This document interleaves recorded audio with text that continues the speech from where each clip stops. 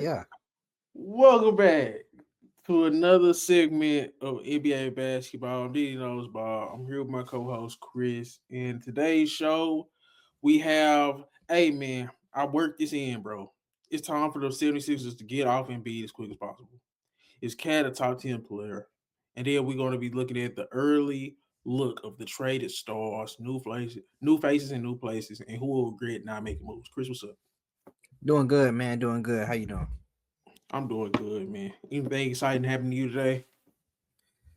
Nah, not too much, Taking it day by day, trying to keep up with NBA and all that stuff. So Yeah, yeah. Speaking of keeping up with NBA, I was watching Raptors and the 76ers, and I really couldn't care less. I didn't care about the game, but it came on before the Knicks and Pacers game, which I was actually wanting to see. So I was watching it for the first quarter, and Raptors looked pretty good. So I was like, okay. Then I switched over to the Knicks and Pacers game. And then it was 3, 4 minutes left. I seen the game was close between the Raptors and the 76ers. It was like 3 minutes left. Raptors was up, I'll say like 3 points. So I clicked over. Maxie was terrible. He was like 1 for 7. yeah, He hit a late three. Paul George hit a late three. And B was doing most of the heavy lifting. Tell me why. Down 2 points. 76ers with the ball. 20 seconds left. They passed the Embiid. Wide open for the three. Didn't take it. Pump faked. Went to the lane. Turned the ball over. At that point, I was done. Rebuild around Tyrese Maxey, Jared McCain. I don't care if that backcourt is too small. You see what Cleveland is doing. Get off Embiid before it's too late, bro. Do you disagree? Get off Embiid before it's too late. You disagree? like you said, it wouldn't have been in this position had Massey had scored a point by the third quarter. I think there's more to go around. I don't think it's just necessary on Embiid. Not taking a three down 2 points when you're wide open off a good pass. When Paul George and Maxey both hit clutch threes down the stretch. Because I get it. They wasn't playing that great leading up to that. Joel Embiid was doing most of the heavy lifting. I admit that. But for them to show up when you need them the most to hit those threes, then you get your chance to hit your three. Do you know what it would have looked like in the press if all three of them guys would have hit a three down the stretch and then B ultimately hit the three to give them the lead to win the game? It It would would have have looked great. It would have looked great. I don't know why he pump faked. I don't know why he was in his head, but he did. I mean, he didn't take the three. He people saying he pulled a reverse Ben Simmons. Chris, he's cooked. He's cooked, bro. I would be hitting up Miami right now and be like, hey, I know y'all want to win now. Here's Khalil. Like, give us Khalil Ware, give us Andrew Wiggins. If I was Minnesota, I'll try to talk Minnesota into be like, hey, man, y'all don't want Rudy Gobert. He sucks. Julius Randle is nobody wants him. We'll take both of them. If I was 76ers, I really don't care who I get back. As long as I'm getting bodies. Get rid of Joel Embiid, bro. It doesn't work.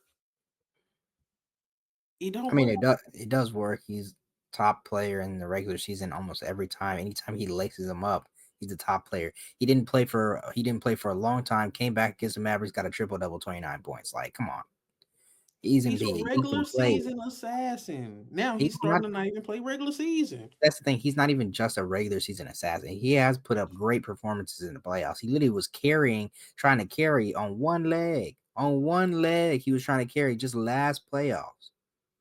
Are we He just can't forgetting get out that the on second one round, leg? Chris. He can't get out the second round. He's never It's been not to a necessarily conference that's finals. not necessarily his fault. Most of it is his fault, but it's not all his fault.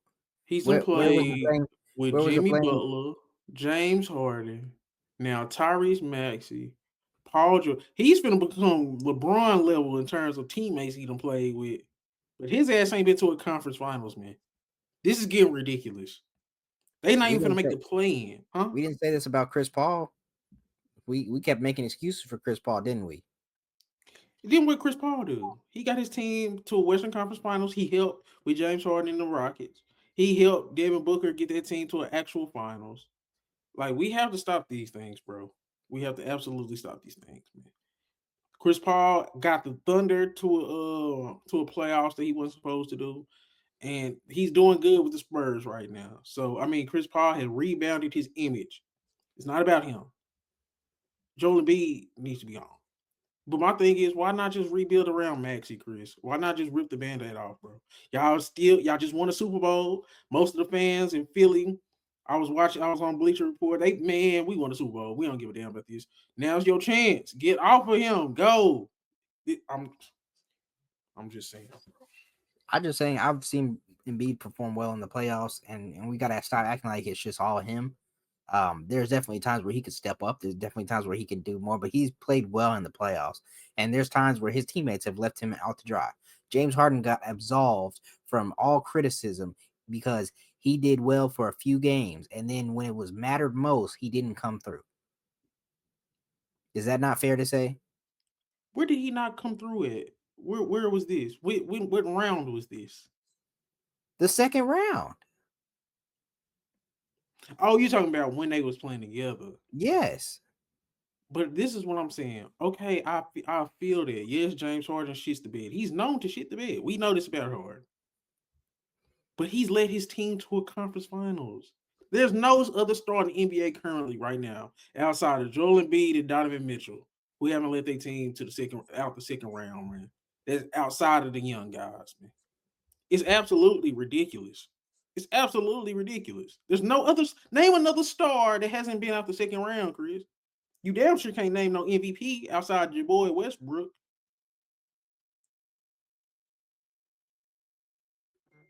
I'm just saying.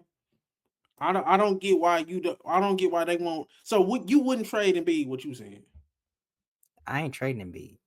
I That's still run crazy. it back one more time. We done see. Look, we done missed. In my opinion, we done missed the opportunity to trade Embiid. If we were gonna trade Embiid, we should have done it.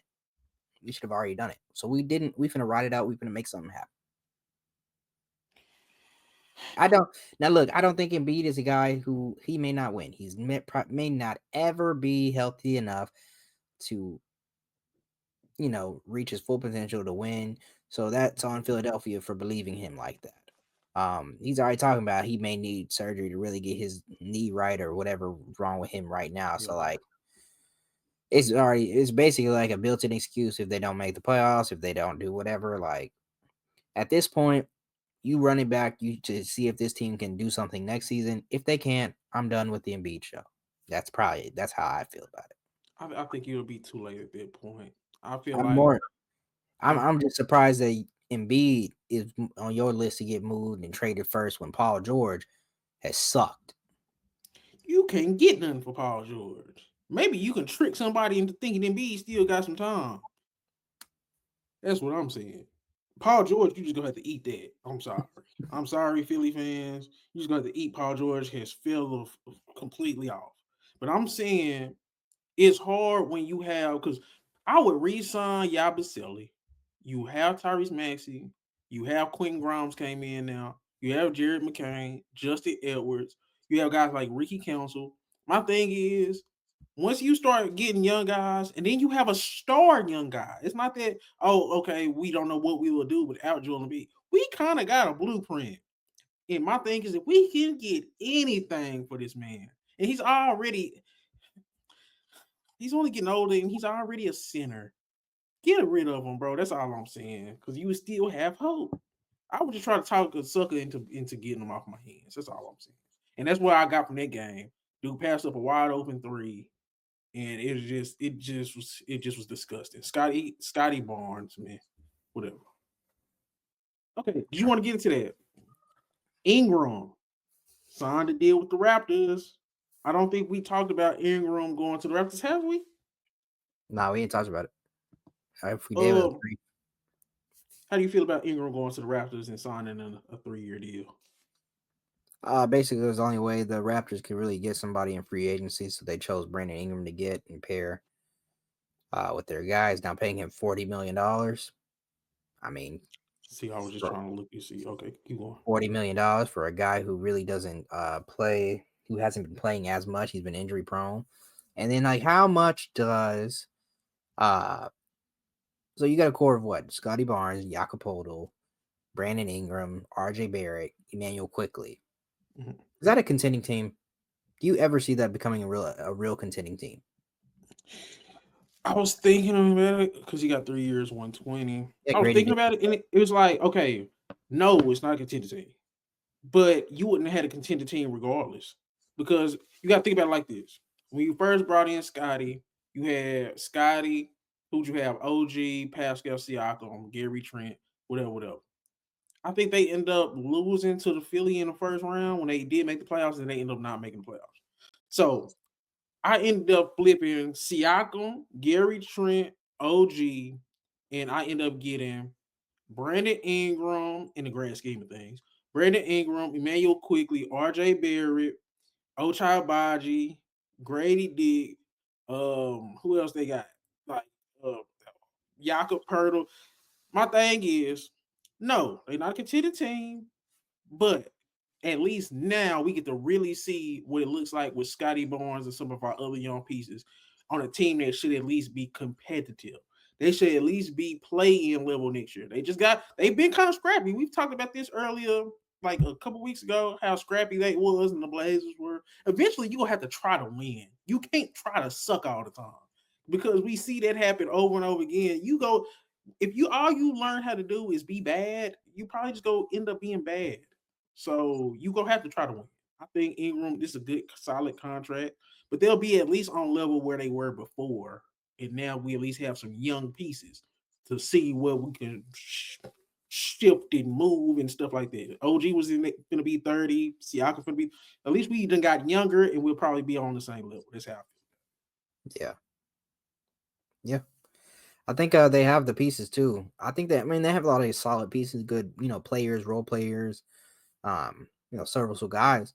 It's like a matter of this is gonna be a team where if everybody fills their role and plays right, they could actually be pretty decent and elevates.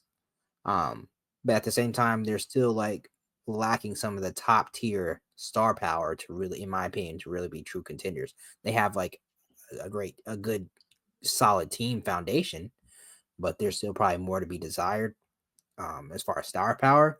But this is also, yeah, like you said, a chance to see Scotty Barnes. How good are you? That's the How good question are they you? really need to Because a answer. lot of Yeah. people love talking up Scotty Barnes and putting him in conversations where I don't necessarily feel like he should be in right now, or stuff like that. So What do you see as Scotty Barnes ceiling?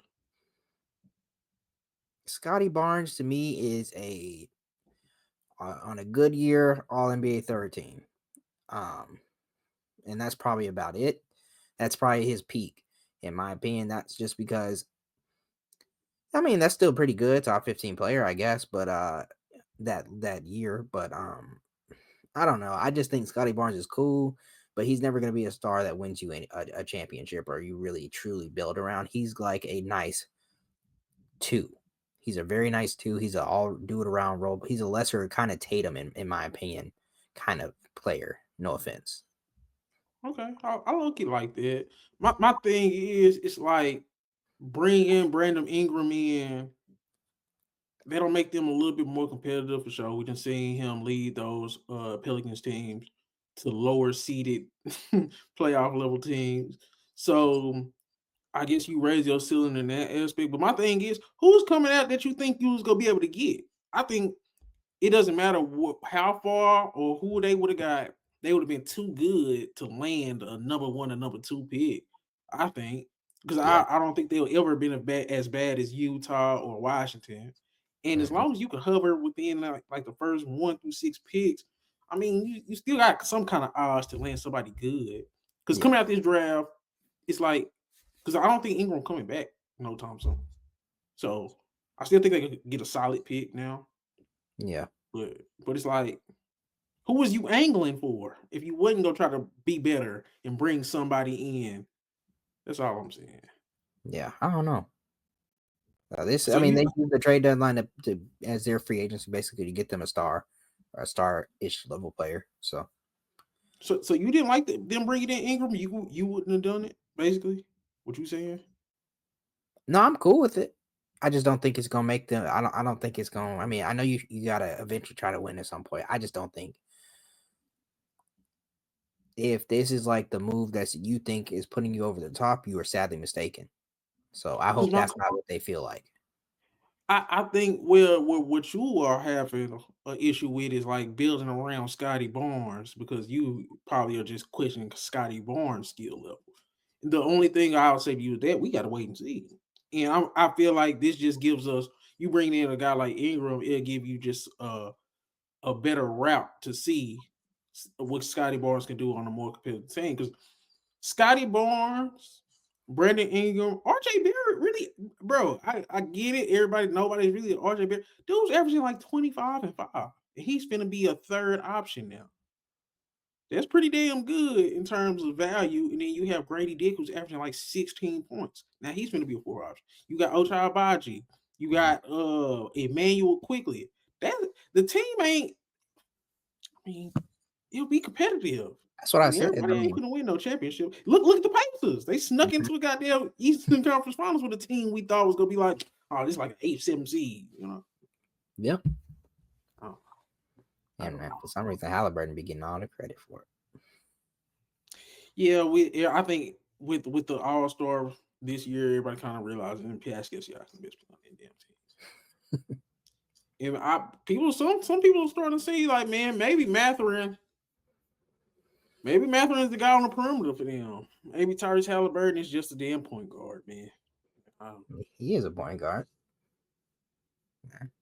I'm talking about he's not a superstar or a star. He's just a point guard. You think Tyrese Haliburton better than Darius Garland? Not this season. Not right now. No. Who would you rather take if you just had a blank canvas, needed a point guard?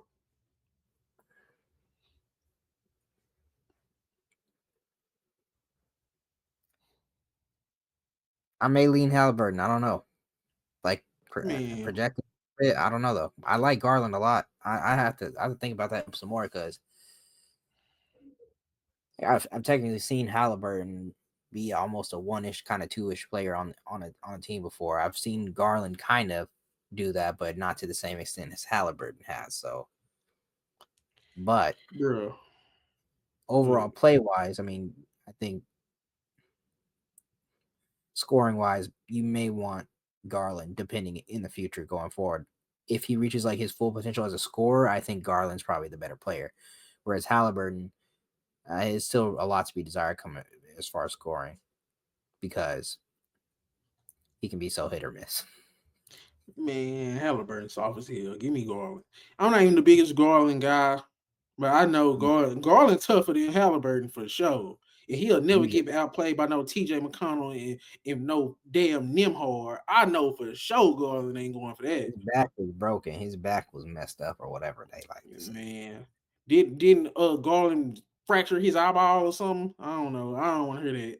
I Yeah, don't that's want to what I hear said. that. He broke his jaw. He broke his jaw, or whatever. So Yeah. I just think Garland tougher. Okay. yeah, Is Cat a top 10 player to you? borderline. Man. Cat top 10, bro. All-star game starter. He up there for the greatest shooting big of all time. He literally done talked himself into one of those positions. I Yeah, think Dirt by a gap 1 and 2, but hey, Cat legit making these dudes look like contenders. Him and Brunson, especially some of the stuff he was doing against the Pacers tonight. I don't know what's going on with the game now. He could probably make me look bad, but just what I'm seeing from Cat, I think he's there. I think he's a top 10 player. But you think he's borderline top 10? You think I mean, he's borderline top 10. He's just about top 10. I mean, I can't. There's not going to be many players that I'm scrounging my head to really try to put 9 guys ahead of him. So I maybe I'm just scared to say he's like penciled in top 10, but you know where he stands. it sounds crazy, but he's top 10. If Bill Simmons could put Victor Wembanyama number 6, we could put goddamn Cat goddamn top 10. Because I think Cat better than Wemby right now. Yeah, I said it. I don't give a damn. It's not. I don't even think why. I don't even know why it should be a discussion. People, Cat better than Wemby right People are now. gonna get mad at you because Wemby is a defensive player of the year. Man, He's a defensive player of the Cat year, and just he's seven gave foot me four, and he can 40, do 12, and anything. 5. I don't give a damn what Wemby doing on the top 5 team. This nigga Wemby barely can keep his team in the playoffs, in the play-in. I'll say that. I mean, Cat got a got a supposed super team, so I would hope so. Man, that team is ass. Outside of Brunson, them dudes is dudes, man. Like Joshua, I ain't gonna stand Joshua was going off, but Miles McBride played good too. Miles McBride is so I can't stand Miles McBride, bro. He takes so many shots, but That's what I okay, mean. That's what he's no, there for. He's fearless. He's fearless. man. Miles McBride was coming out West Virginia as a defensive player. He said, "Fuck that, I'm finna take these shots." Okay, did you have anything else been on your mind before we get to some of these main topics? I'll briefly ask you how you feel about all this. Anthony Davis got hurt. Luca made his debut, and Mavs fans getting thrown out the arena, all that stuff. What's your thoughts on that, real quick? Or you look into that a little bit later, but I guess I'll talk about the Mavs fans and the yeah, just organization real quick because we gonna yeah, get to the the debuts. the debuts. This team going to Vegas, fam. No, There, man, no. there's no way an organization could be this incompetent, bro. I don't know what's the name of the governor who came out and had that little big press conference and he was Yeah, comparing.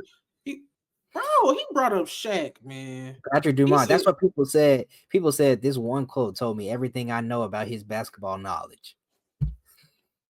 these people don't give a damn about basketball. They can't read a room. They kicking fans out for saying fire. Bro, you know, bro, Philly just was booing their whole team tonight in a close game. Like fans are fans, bro. I feel like they too tone deaf. They don't care about basketball. They don't care Yeah, about they. I can't see this team staying in Dallas, bro. This is a yeah. point of no return, Chris. They gonna stay in Dallas. They messed up though. I think they messed up, and maybe they didn't realize how bad it was gonna get or how mad people were gonna be about this.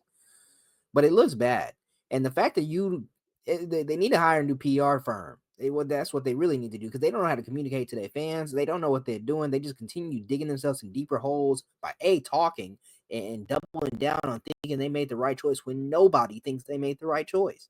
So Not one person, why you don't believe they could end up relocating? Why you because don't they think the owners are saying, "Hey man, I'm not paying this much money. I don't want to be here. I want to go to casinos. I want to do the Vegas thing." Why you don't think that's a thing? You really think these people is this incompetent? they gonna bring it here. They're trying to bring the Vegas and the gambling stuff here.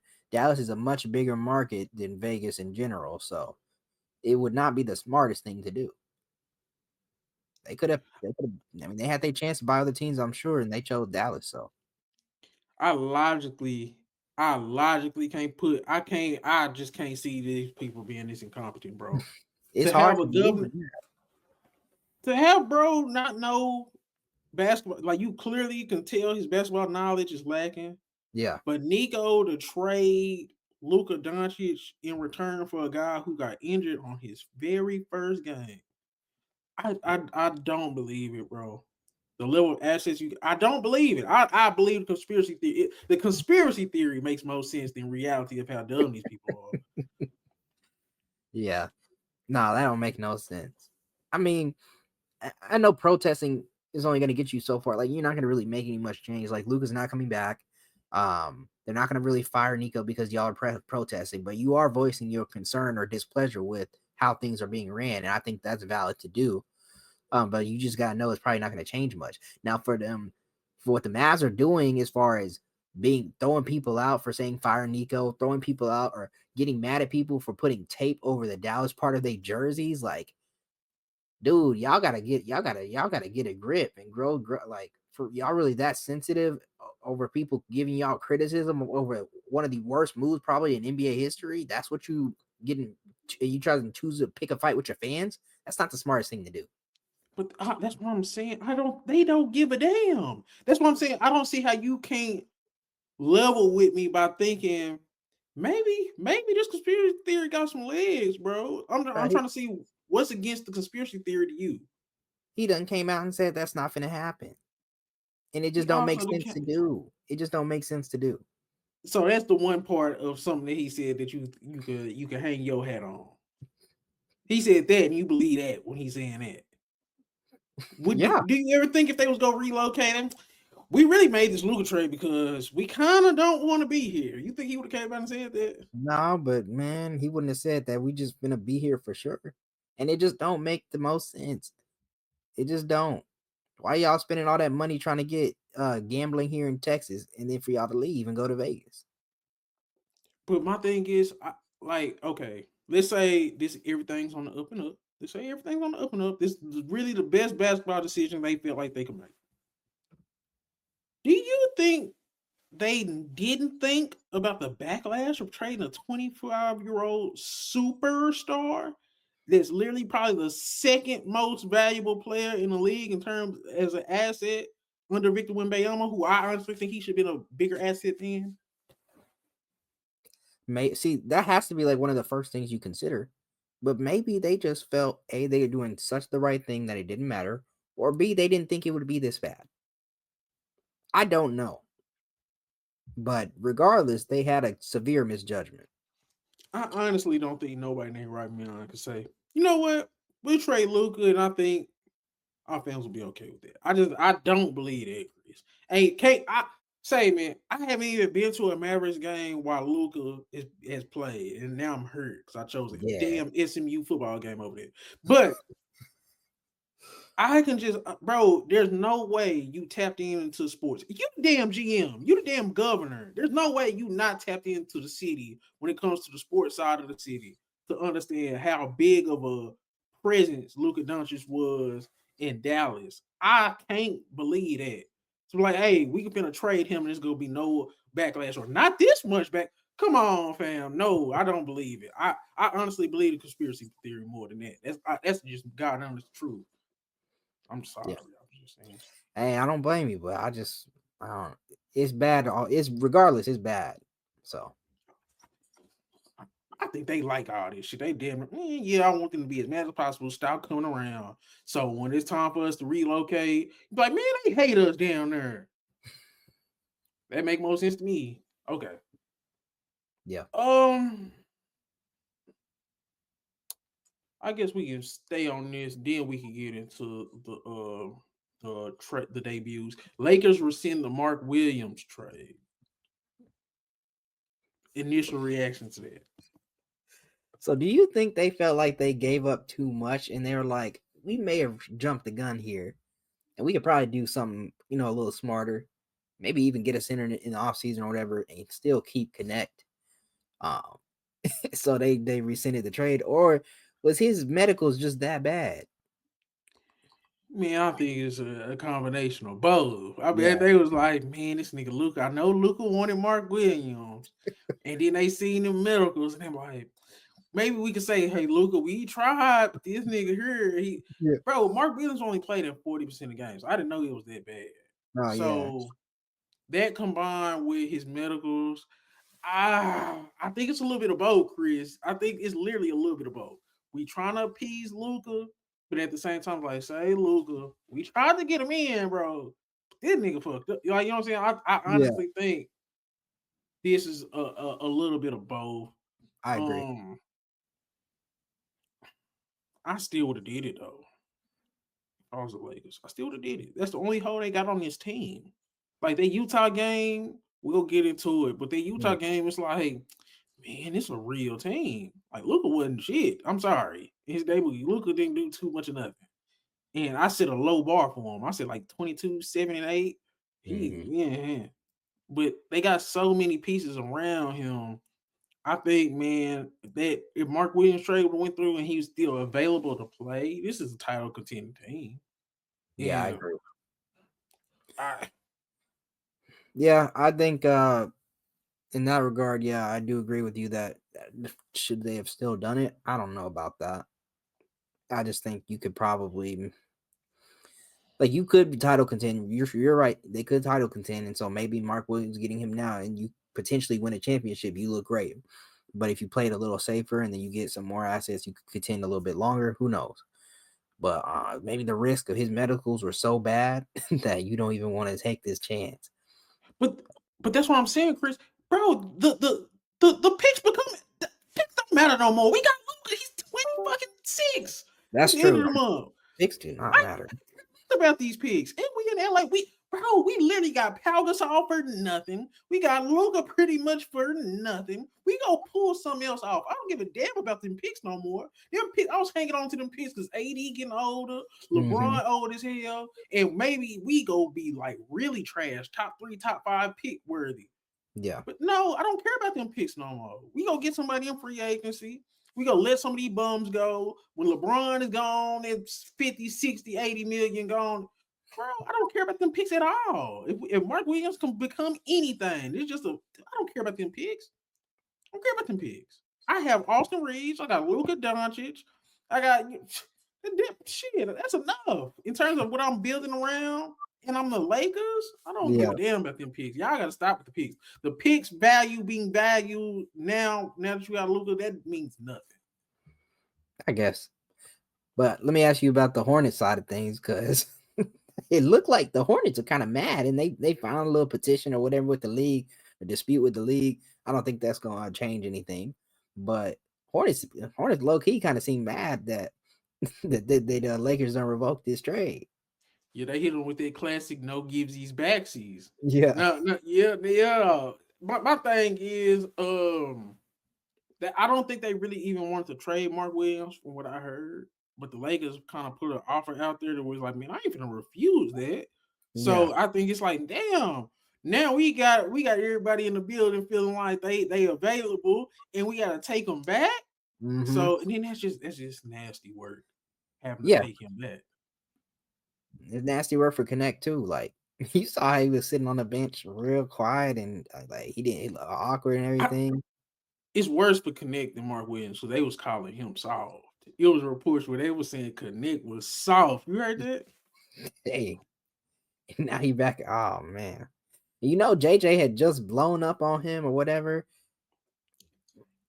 That's the awkward one. Like Mark Williams, it's like, bro, you know what I'm saying? You play 40% of your games. We could have got stuff for you. You just gotta understand it. And you was going to LA, a winning situation. Don't you want to win? You went to do it. That's why I'll be telling him. The Dodgers Connect situation, they tried to ship his ass to Charlotte. That's crazy. And they said he was soft. Now he should be mad. Shoot, man, he better take advantage. Now you get to play with Luka. You get to play with Luka. You can get your shots off. You still get to be in LA. Man, you better enjoy that, embrace that. Just say I can contend now. He ain't get no PT. I'm sorry. I love Dawson Connect, but it's like now it's kind of like I feel like they go double down on the he's sorry. They go double down on he's soft now. You have no other choice. Because now what if he come out and he start getting 20-point games, 15, 18-point games, it's gonna be like, man, then people gonna want to keep him. It's like, man, we still kind of want to trade these dudes. They better keep him. When Vando throwing up bricks. But Vando just don't need to shoot. If he just don't shoot and he do everything else he do, that's cool. I think they should play Vando small ball 5. They could do that. They're gonna have to be creative in how they do things because they don't. I mean, they got Alex Lynn, cool. But they're gonna have to be creative in how they do things going forward. I mean, and until they get the pieces and assets in the front court that they would like. You got anything else before we get into the debuts? No, I think that was it on that topic. I just think it's funny that they sent that man back to his team. I ain't gonna stunt, bro. Like you said, they probably like, man, this was too much, but we kind of want to appease Luka, so we gonna make it seem like we tried to bring him in, and then we could be like, yeah, his medicals was out of there. Yeah. So, but then it looked like the Hornets is fighting. But if I was Dalton Connect, he should be doing. Mark Williams shouldn't be mad. That's a sorry team. You ain't played enough games. Bro, they was trying to give us a lot for you, bro. You supposed to just, hey, damn near feel flattered. Dalton Connect should feel like ass. They called you soft. They called you soft. They said you don't. They didn't know if you was tough enough to play. Damn. So yeah. Anything else? You didn't have anything else? I don't think. Oh, Let's see what's up. we were supposed to look at Oh yeah, the let me try. Rising Stars rosters. You got to pull it up. Yeah. All right, bet. So that's Mitch Richmond team.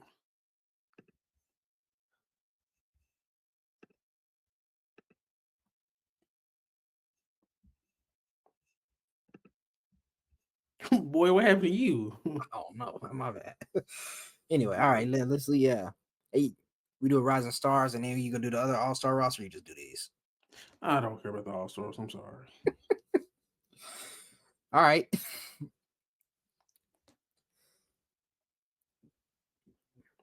Yeah, Mitch Richmond's team. I forgot to look at see how they drafted. What was like the draft order? I think I seen it somewhere, but I was watching it live. I mean, yeah. I think Here, yeah. this is Tim Hardaway's team, and then I'm gonna ask you just what's your overall thoughts on the team. Did you see it? Good. Yeah, let me keep looking at it. Let's see. Okay.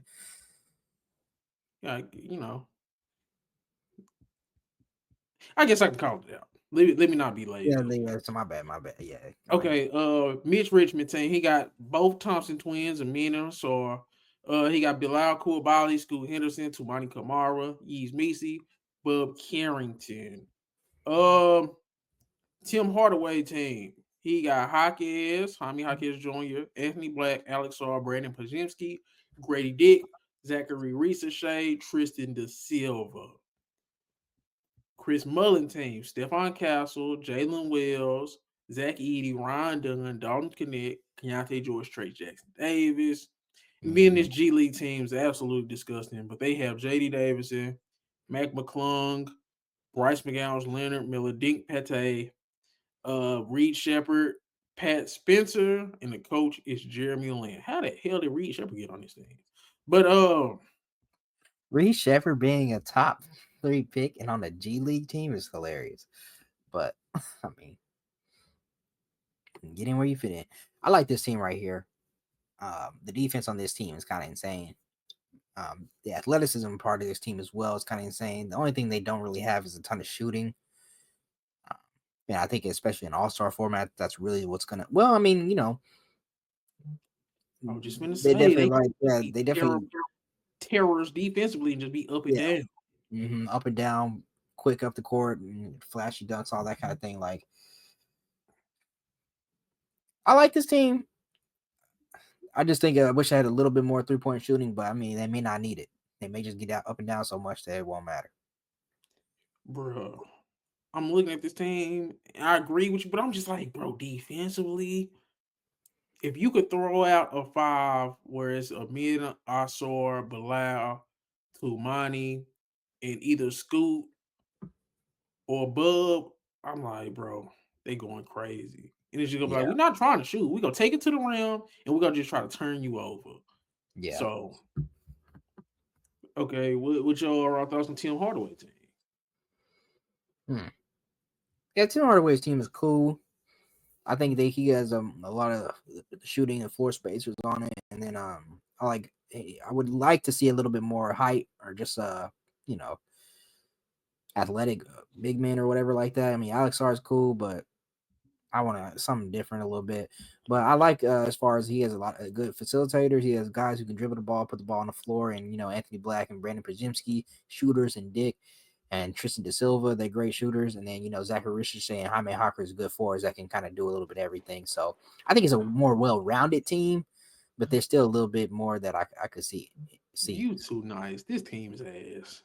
They Oh, ain't got no scoring, bro. Who go get a bucket? Brandon Pajemski? He ain't been getting buckets. He damn near averaged the least amount of points on the game.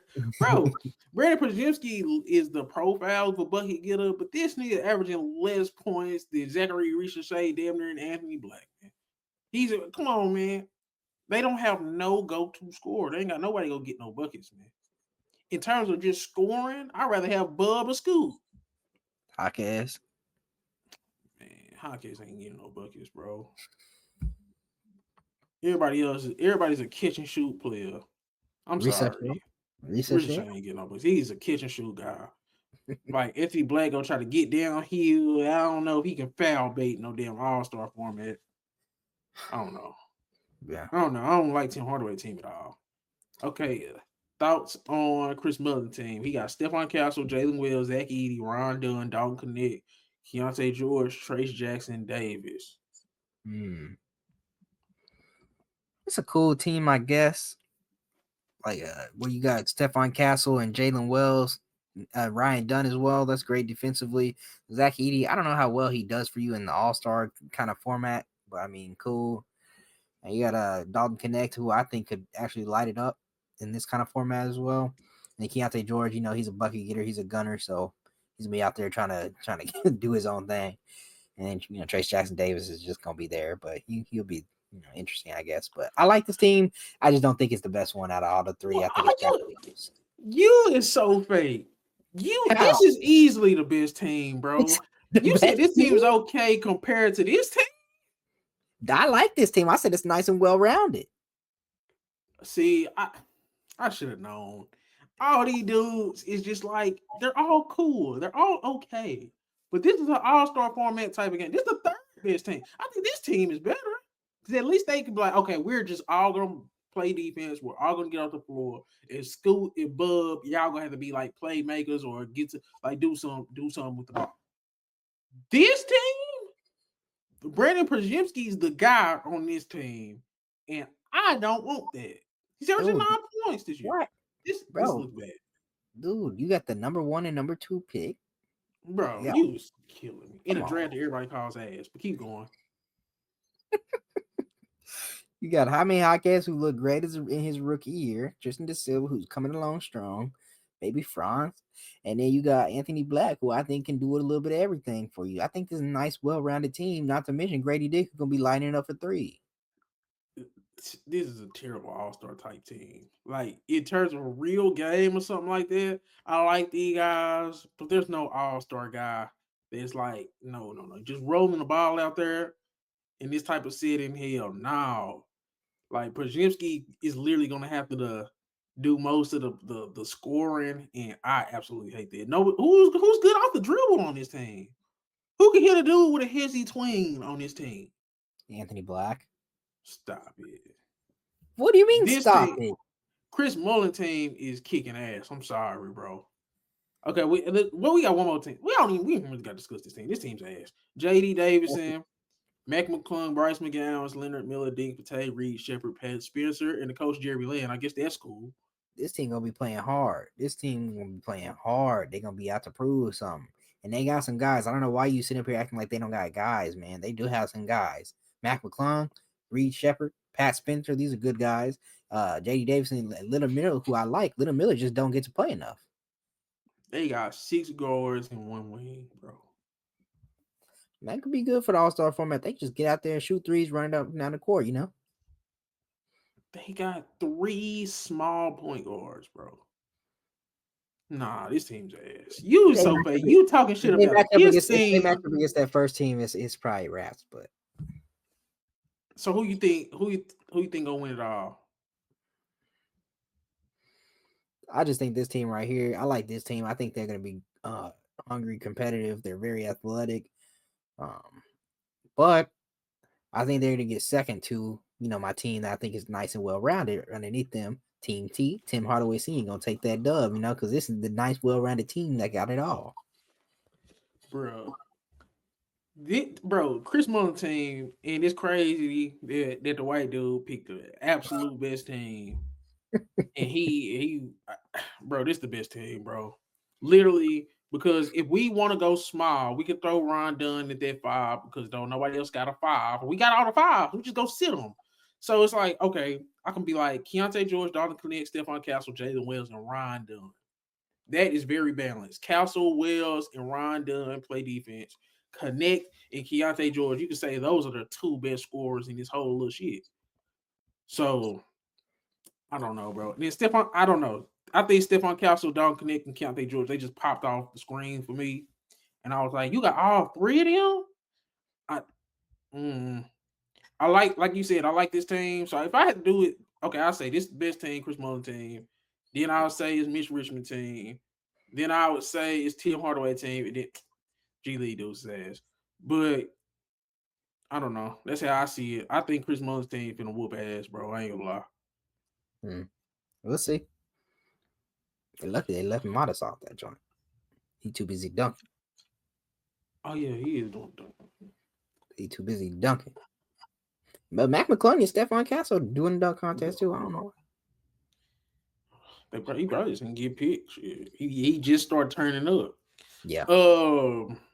So I did want to get to this Wemby offense. I think his offense is getting exposed, and it sounds crazy, but yeah, they just beat the Wizards. But other than that, they had lost to I think they had lost to Orlando when Paolo had 9 points in that fourth quarter, and now Paolo is 3-0 against Wemby.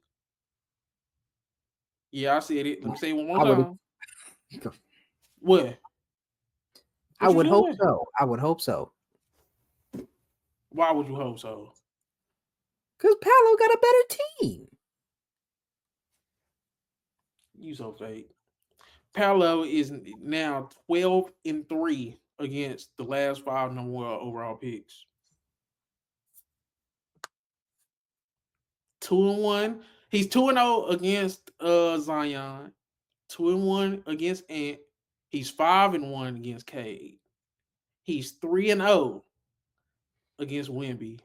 And he's 0-1 against Ricochet. They just lost like last night on some bull. That was some bullshit, but bro, Paolo, his name is coming. But I did want it. It just was interesting because when Wemby was going against Paolo and the Magic, and that's why I want to bring this up. Wemby Chronicles, and I'm worried about his offense. I just don't think he's ready, bro. You said it yourself. You think he's 2 or 3 years away, but I think this team is good enough now to make a playoff push. But it's like he's gonna have to be better offensively. If you do it against the damn Wizards, but you gotta do it against these teams that are gonna actually be competitive. He's not that great against competitive teams. I'm starting to notice this. I mean, he's good. I mean, I like him a lot. He still affects the game a lot defensively. Offensively, there's still things you may want to see, but you can definitely see that he has the potential. But he's also delivering at times as well. He's like, you can't ignore the fact that he hit started off 4 for 4 from three against them Wizards, 30 points. That's You the can't damn ignore the fact. Wizards. You can't ignore that They fact. was You gonna can't. beat the hell out of them anyway. It's when you in a close game with the Orlando Magic and you trying to take a fadeaway mid-range pull-up, and it's like that's the problem. Paolo got to his spot. He hit the big shot. Literally, Okay, it's literally that's what happened. Paolo hit the big shot. When we came down and missed the big shot, and it's like, bro, you 7-4. I don't even like that shot for you. It's gonna come down to Wemby's offense whether they make a playoff push or not. And now he has a good enough team to do it. That's what I'm saying. Now it what about matters. De'Aaron Fox and not getting his shots off in time? But I thought it was supposed to be Wemby team. I thought it was supposed to be Wemby team, and De'Aaron Fox is gonna play second fiddle to the Wemby. What happened to all that shit? Devin Vassell was the guy going off, and Look, everybody just say, I just think Wemby has to be better offensively. Nobody want to you, talk about but you were stuck on, I guess, number one option has to be a go-to player or whatever, like, or a scorer or whatever. I hope you're not stuck on that. Your number one option, he's a number one option as far as all-round talent for this team. He still affects the games in many kinds of ways, not outside of scoring. it. That's where we have a disconnect, Chris. Ultimate floor space. All that other shit is cool. The defense, the just all that other stuff is cool. They need him to put the ball in the hole, and they need him to do it at a high level. He damn near has shooting guard, small forward splits, man. That's not go. That don't sit right with me. You 7'6". or however the tall he is, man. Your splits ain't good enough, bro. And this Wizards game, it don't do nothing for me. It don't do nothing for me. Once again, you got outplayed by a guy that nobody says is better than you. Paolo's 3-0. And go look at Paolo's stats and Wemby stats in those games. That team ain't that much better than them damn Spurs team. And this version of the Spurs team should be better than this version of the Orlando team, man. I don't want to hear that. Orlando looked like ass these past few games, man. That yes, they have not been that good. The Spurs should be on par with the play in Magic. They both play in level teams as of now. And That's what weren't I'm and saying. wouldn't that game tell you that they are on par with them? Just because they Yeah, lost doesn't mean they're not on par. but you're missing my point. When Wemby didn't deliver, literally Paolo literally delivered 9 points in the fourth. Hit the go ahead shot. That's what I'm saying. Wemby hasn't showed us that consistently against good teams. I'm gonna say that. Yeah, he go out there against the Wizards and get him 50 or however the fuck much he gives the Wizards, but that's the Wizards, bro. I ain't going. Mm-mm, mm-mm. We got to start being critical of Wemby's offense. So, do you don't think this team's good enough for I them think to the make a team. playoff push? I think the team is good enough, but they, you obviously are going to need probably one more year of development out of you. Like Wimby's probably going to need next year. It's going to be next year. That's the damn problem. He It's always going to be get to next year. next year. No, not this year. Next year. Get to next year. Next year. Who in year two? Name somebody in year two that was just leading their group of not many great people to the playoffs and doing great. Paolo Banchero. Yeah. And who did Paolo Banchero have next to him most of that regular season? Franz, who got to the playoffs and wasn't doing shit. Okay, but he made it to the playoffs working with his almost all-star level forward. And now Wemby in year two. Y'all said when he gets to year two, we got to compare him to Paolo when Paolo was in year two. Didn't y'all say that to me last year? Y'all literally told me that. Now that he's in year two, I can wait for year three. Okay. Nah, Like, he in year two. Year two. Now that he has De'Aaron Fox, we can start really comparing. and that's what I'm doing. I just seen them go head to You head. do it off one game, and then you throwing out the games that he do something good because it's not against the guys you want him to be against.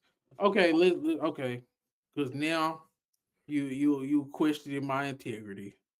Let's do I know this. what you finna pull up over here. I know what you finna pull up. What I'm finna pull up? What I'm finna pull up, Chris? I know what you finna pull up. Last 5 games. So he played Memphis, pretty solid game there. Played Atlanta, pretty solid game there. Last 3 games, he had the good game against Washington. That's Washington. We don't care. But sandwiched in right here, the 2 games, Charlotte Hornets and Orlando Magic. He went 7 for 20, and then he went 5 for 11. He went 2 for 15 from the 3-point line in those 2 games. Those games you have to win. You have to beat Charlotte. You have to beat a reeling Orlando Magic team.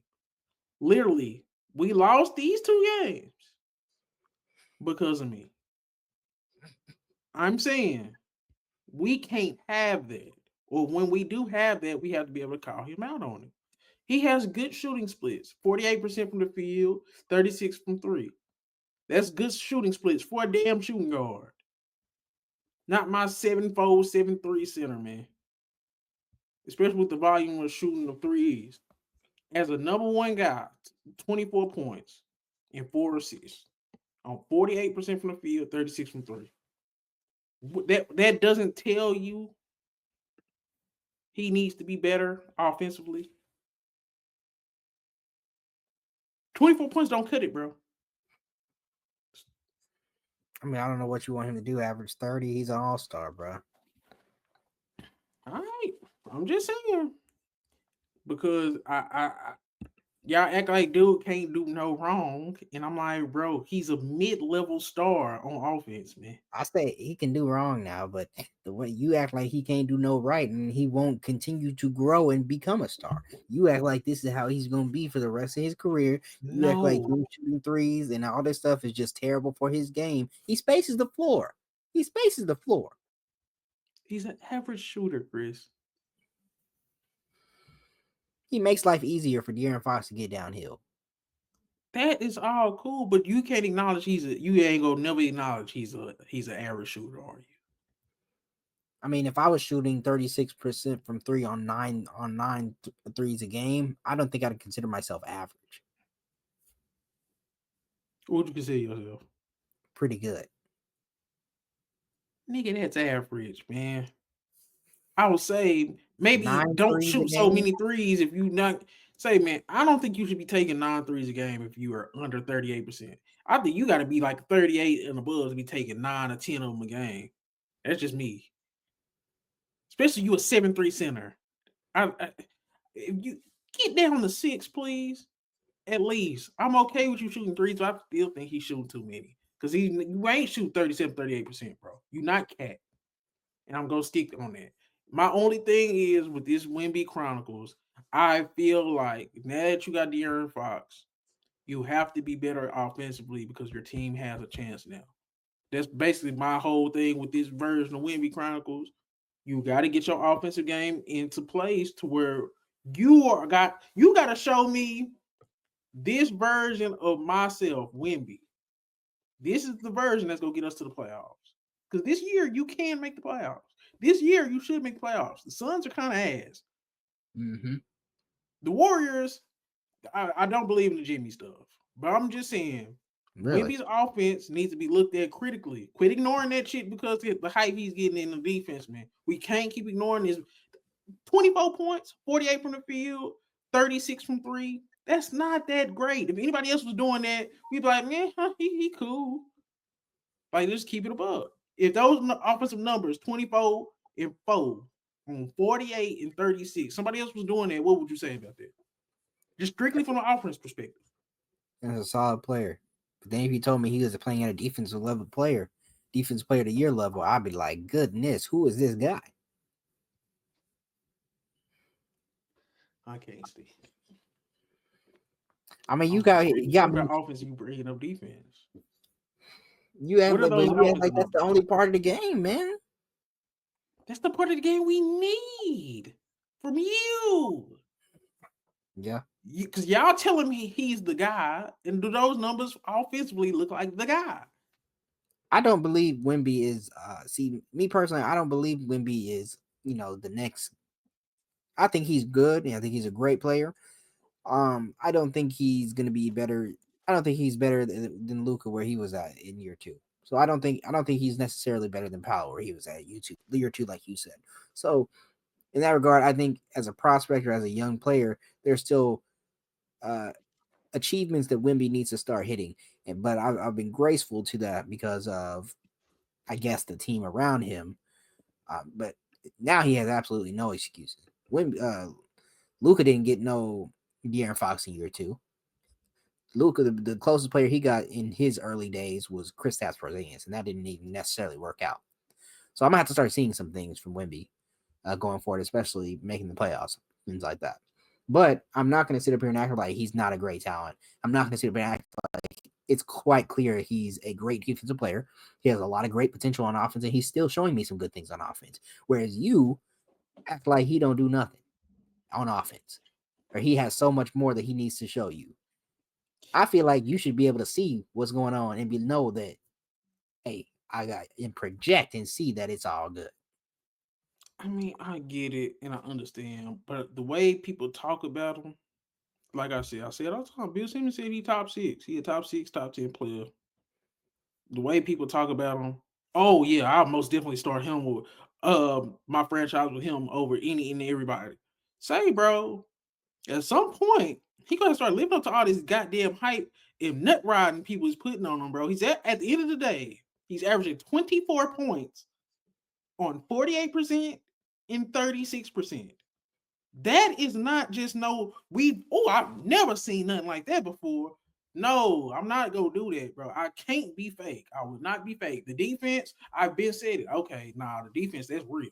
The defense, he probably gonna be all NBA for the rest of his career, all NBA level defense, probably defensive player of the year about 4 or 5 times. But when it comes to basketball, you still have to put the ball in the hole. And he looks pretty, he looks okay. And that's all I'm saying. He looks okay. He looks like a regular star on offense, basically what I'm getting to. Okay. Whatever. No, yeah, I mean Okay. that's what you saying. So you stand on that. You make sure you let people know. I don't think Wemby is all that. I don't think he's a generational player. I don't think he's top 6.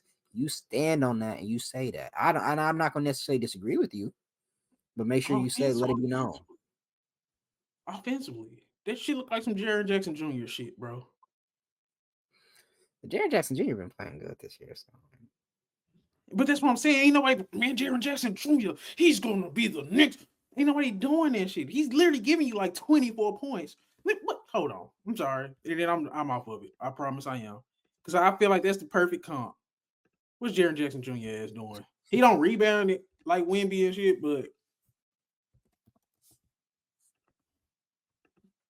look, Jaren Jackson Jr., 23 points, 49 from the field, 37 from 3.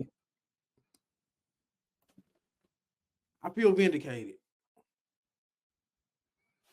Can I get some love on that? Come on, man. Ain't nobody talking up Jaren Jackson Jr. as being, I get it, Wemby's younger and all that, but ain't nobody. Now, I've been repeatedly saying that Jaren Jackson Jr. been their most important player this year for Memphis. So. But just ain't nobody, like, it's just the Wemby nut riding, bro, that just kills me. Okay. Let's get to the debuts. Who do you want to start with first? The debuts of the new faces and new places. You got Zach LaVine, you got Jimmy Butler, you got Luka, you got AD.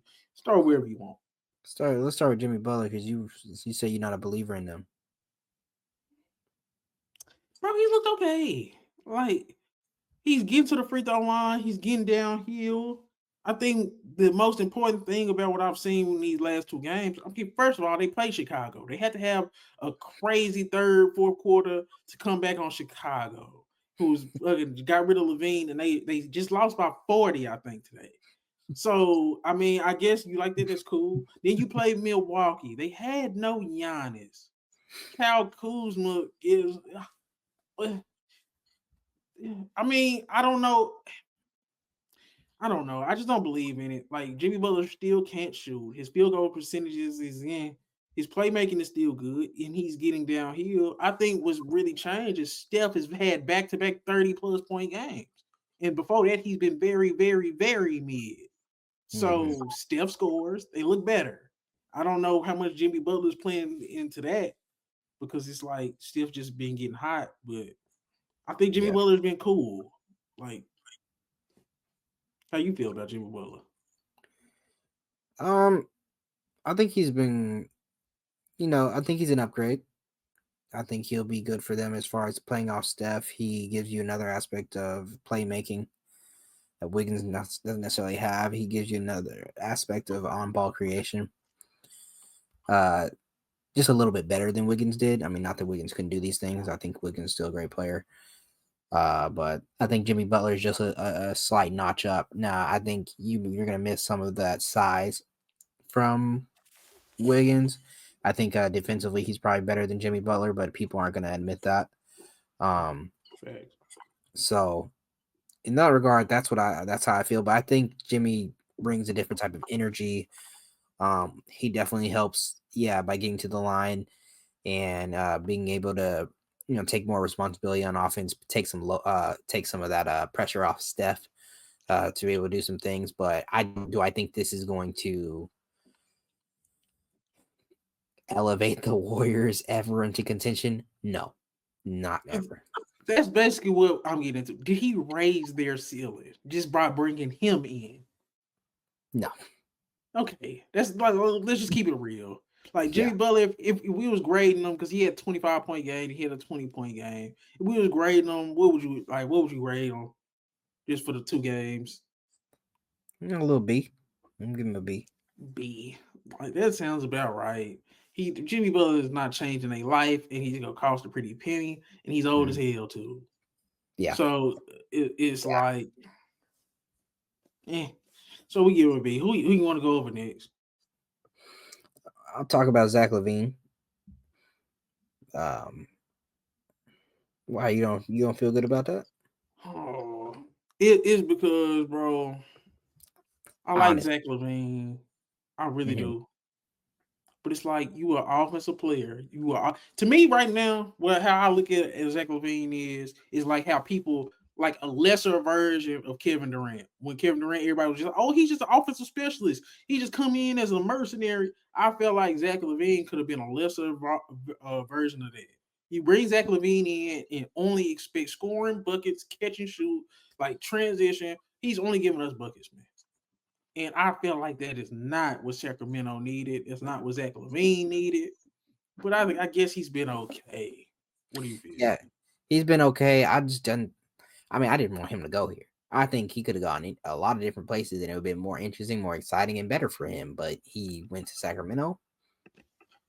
Okay, so um, that's basically how I feel about it. I wish he could have got to somewhere where like he could have shown off more of his offensive showcase. He's not bad, he can play off DeRozan quite well. Sabonis can throw lobs to him, and play make for him, get him in catch and shoot situations. But he's probably going to need to be in a situation where he can get the ball a little more too, because they got Malik Monk doing those duties right now. DeRozan, the ball will kind of slow down when he has the ball in his hands, and then Sabonis is trying to do his facilitating thing. So like, where does that leave the ball being in Zach LaVine's hands? And they're not running the offense necessarily through or for LaVine. So it's kind of like he's a nice piece you have, but they didn't necessarily need him.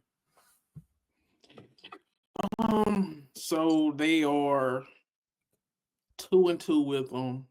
Mm-hmm. He had 13 points, 22 points, 22 points, 17 points.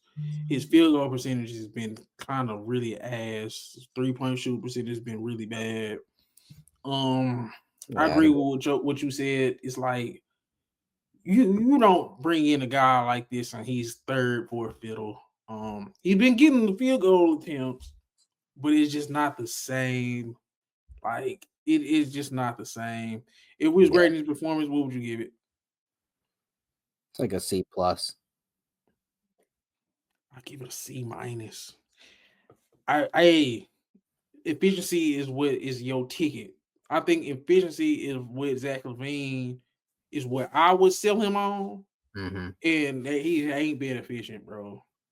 No, And it's like the type of player you are defensively, rebounding wise, playmaking wise, you got to be efficient because you hardly don't bring too much else to the game. yeah, no, I agree with you. And I definitely was. I agree with you. I wanted to see him just in a different situation, bro. Like an all offensive player went to an all offensive team. Yeah, Literally, Sacramento have no two-way players. So, no, okay. could have been some. Yeah, could have been better, but yeah. Who you want Let's, to go to next? mm, you want to briefly touch on Kuzma? Or you don't think he's big enough to get talked about too much? Really, you want to move on to the No, big we can talk about anybody. I don't care how big. Kuzma. He rebounded a little bit in that Warriors game. Mm-hmm. The second half, especially that third quarter, I feel like he kind of started to assert himself. But they need more rebounding from him. They need more playmaking from him. They need more assertiveness from him. He really didn't even start taking shots till later on. Yeah, That first game, it just was kind of bad. He shot horribly, and especially with no Giannis. It's kind of like you damn near asking him to be the second guy today, and he's already coming in. But he's he really looked like he's 6'11". yeah. And it's just like you too big, too skilled to just I don't know. Kuzma, I'm not feeling it. How you feel? How are you feeling about it? I say I like the move. I think he can give you some juice offensively. I like the way he can play off the ball by doing by cutting, catch and shoot kind of. But I also like the fact that he can kind of give you some pull up action from the three on the ball as well. it just depends on what kind of Kuz am I getting.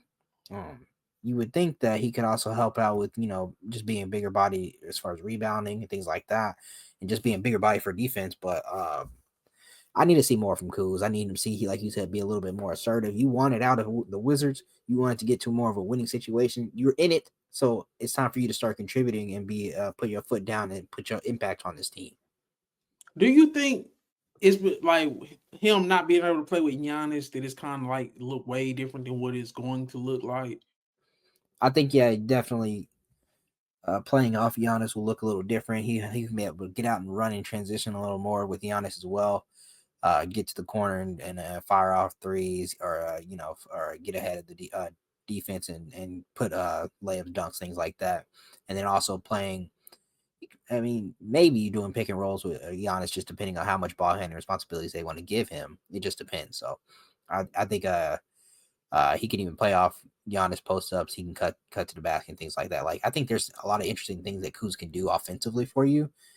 Um, and then him being a bigger body, of course, on defense, pairing that up with Giannis again, it's nice. But I just got to see it, and I got to see Kuz assert himself into it too. I think this might be good for him. The Giannis is out. He's going to have to be the guy next to Dame. So it's Mm-hmm. like you're gonna have to like say you're gonna have to go do something.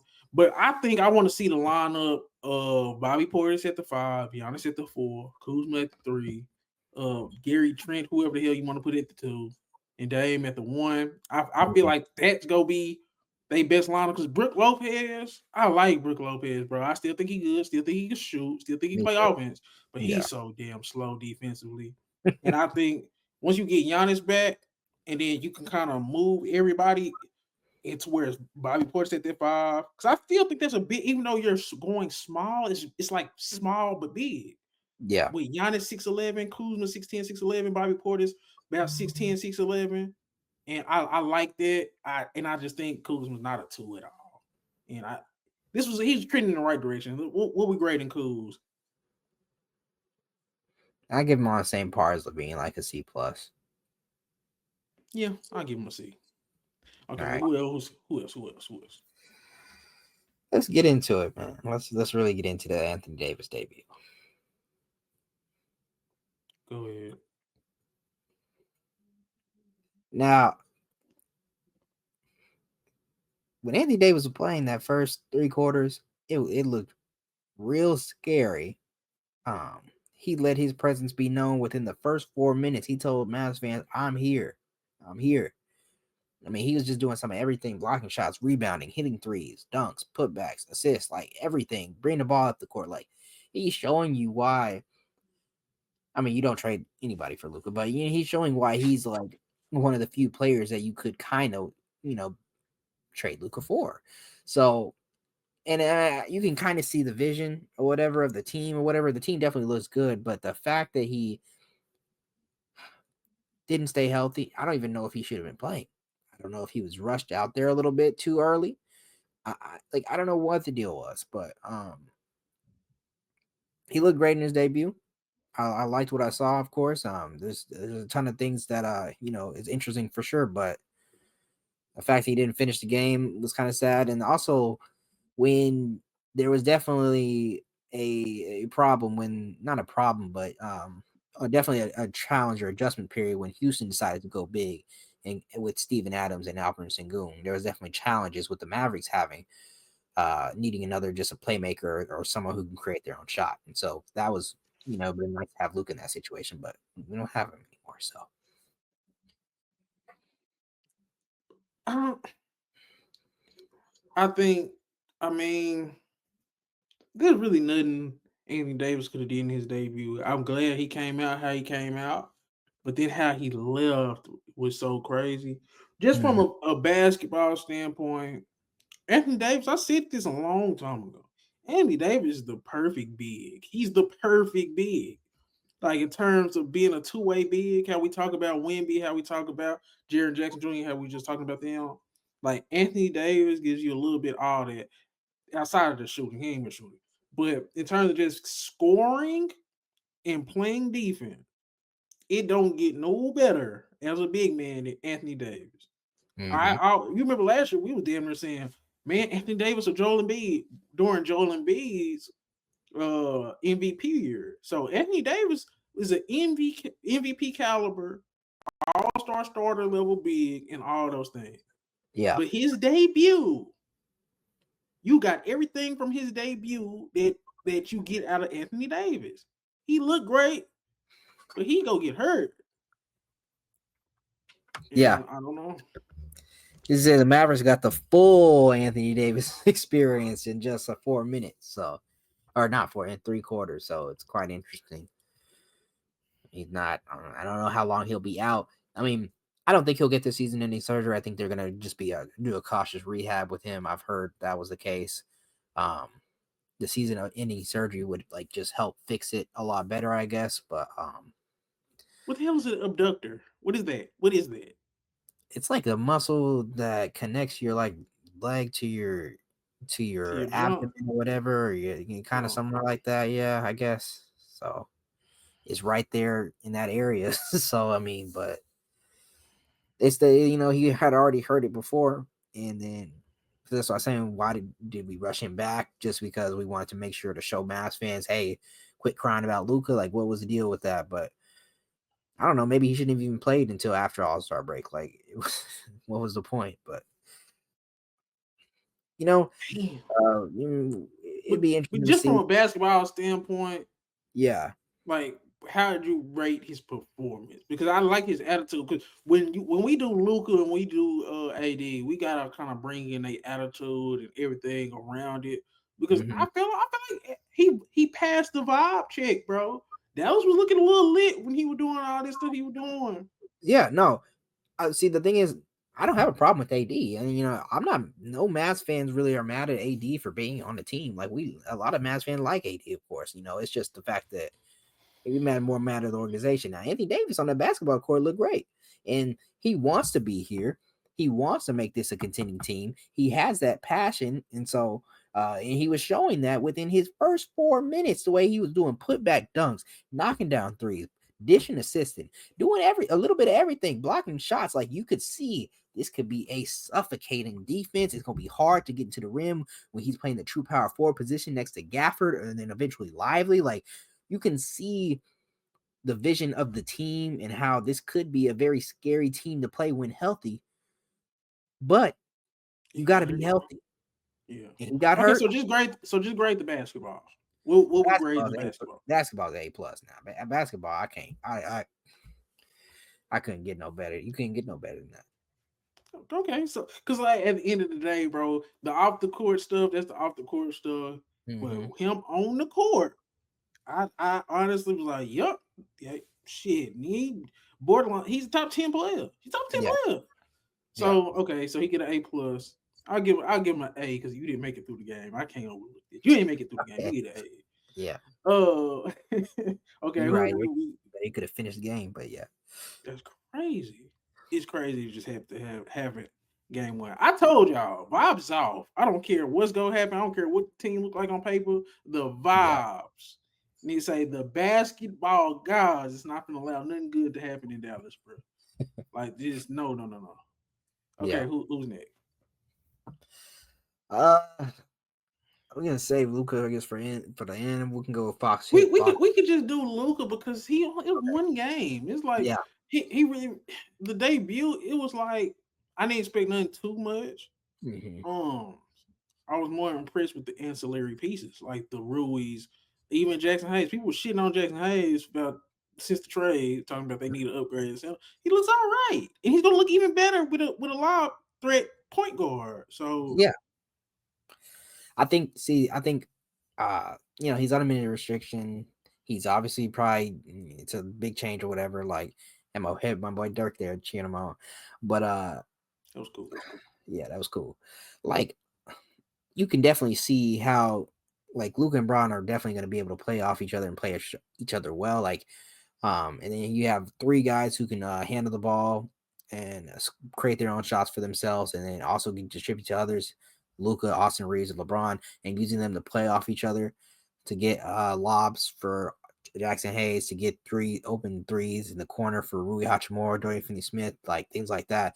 I think they definitely have the makeup to have a really good offense, and Luka kind of shows how that can become come into fruition as he continues to get his feet underneath him and as he continues to get more comfortable being in LA. Yeah. I mean, Luka don't look happy though. Am I tripping? Am I looking too much into it? I don't know. I haven't seen joy from Luka, bro. Like you see little smiles and whatever here and there, but it don't look like it's that same joy. I get he coming off injury from a Mm-hmm. basketball perspective, but I'm just talking strictly from vibe, strictly from Luka attitude. So I get everything you said from a basketball standpoint, but vibes wise, how we feeling? I mean, he probably still getting used to everything or just getting comfortable, and I'm sure he's trying to move on. I mean, like he said, he said it's time to move on or whatever, just like focus on LA or whatever. So I'm sure that's what he's trying to do. Even LeBron had to kind of tell him, "Hey, man, don't be in your head about everything. You just be yourself," or kind of thing. So I think you continue to see him enjoy. They're gonna go. They're gonna go on a winning streak because they play a bunch of crappy teams coming up. So he's going to start getting that joy. He's going to have a huge game soon, and that's when he's really going to start having fun and laughing in people's face when he's knocking down step backs and all that kind of stuff. So he'll get his joy soon, and he'll just be terrorizing the league. Okay, just okay. We got to grade him. I don't really want to grade him. It's only been one game, really, but just what's the grade looking like? Because we stayed up late for it, we Yeah, waited for it, so might as well grade it. the grade's like a B, I guess. B minus.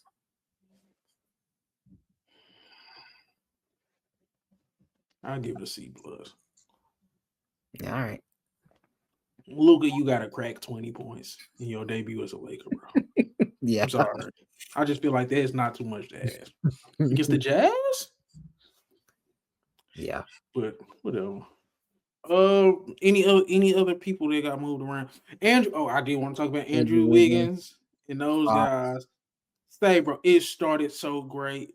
They was on Boston ass, and they ended up getting blew out. I just feel like no Tyler Hero. Very first game is against Boston. I don't want to hold too much on Andrew Wiggins. But that shit did not look that great. Tatum just went absolutely crazy in that second half. But Andrew Wiggins, I'm gonna give you a B dog. I'm gonna give you a B dog.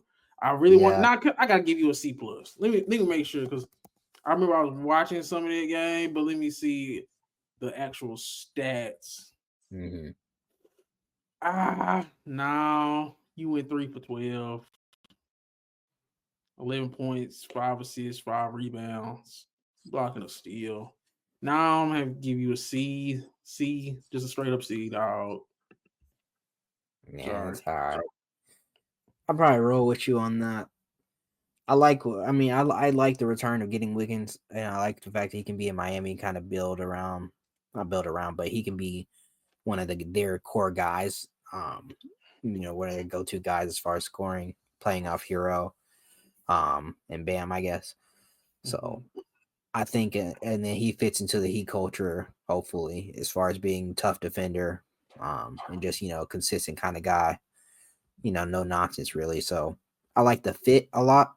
And then I like what they're getting back for Jimmy Butler. I think he'll fit in well with them. He could probably average 20 points with them pretty easily. So I like what I'm saying. Debut, I give it around C minus, C plus, whatever. But it'll be a good. I think they'll feel like winners of this trade going forward in the future. Okay. Anybody else? Anybody else? Anybody else that debuted? It could be. I think DeAndre Hunter. DeAndre Hunter. He was like 3 for 4 from 3. They beat the hell out of Timberwolves. So Yeah, I guess that's cool. I think he fits in so well there. Like he's going to be a nice 3-and-D player who has athleticism to kind of do some more things for them as well. He's definitely an upgrade from Karis LeVert. Thank you, Karis LeVert, Terrence Mann. Amazing debuts as role players for the Hawks.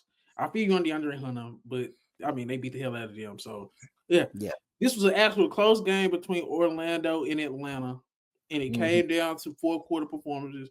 Karis LeVert played amazing down the stretch for Atlanta. Terrence Mann brought everything you would want Terrence Mann to bring. I Hmm. really like what Atlanta got in this trade, bro. Because yes, Real. you got off Bogdanovich, who's a scorer. Yes, you got off DeAndre Hunter, who's a scorer. But to bring in Terrence Mann, to bring in Karis LeVert, I think you just add more versatility. Ricochet has gotten better, but Terrence Mann brought in another guard defensively, and Karis LeVert is like the playmaker, scorer that can still play that 6 man role. I love those guys' debut. If I had to rate they debut, I'm gonna give those role players, Terrence Mann and Karis LeVert, both A's, man. DeAndre Hunter, you get an A2 because you went 3 for 4 from three. That's pretty much all they needed from you. Hmm. What you got Nah, to say yeah, about Karis LeVert here? couldn't agree. I couldn't agree more. That's yeah, good analysis, good thought on that. Like I like uh I like the pieces, I guess you could say, that they got for what they sent out in Atlanta. I think the guys they kind of sent out, Bogdanovich, not so much, but DeAndre Hunter, obviously, he's like the blue chip piece that they kind of sent out, and then what they got back from, you kind of got more guys that can put the ball on the court, put the ball on the floor and kind of score, get a little bit more of their own shot, and then also be gritty 3-and-D guys as well in Terrence Mann. So more things to work with as far as Trey Young not having to necessarily do everything on his own. But I like their debuts, and I think they did pretty good, and so they'll be good for the Hawks the rest of this season at least. Okay. Because I thought those was really people was kind of shitting on them for get rid of Bowie and get rid of DeAndre Hunter. But I feel like Karis LeVert, they needed that second guy that can handle the ball and play make. And then you paired him with another guy, Terrence Mann, that can hit you some shots, they can play defense and can score in transition. I really liked it. And I Yeah. think most people didn't. Okay.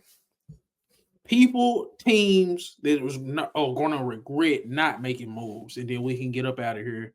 What team? Give me a team from the East, and give me a team from the West that you felt like maybe should have made a move at the deadline. Orlando, wake up! I seen or read or heard, their GM hasn't really made a deadline move in like 6 years. That's crazy. Your team was falling. Your team was like, you needed something, and maybe you couldn't necessarily get it, or maybe like the deals were in place for you to get something, but you could have made something. Maybe you want to evaluate these guys a little longer. I know they got hurt, and so that's kind of partial the reason why they fought. You guys are falling, but like you need to evaluate. I don't think they're in the same situation as Houston where you can evaluate your guys as a top level team.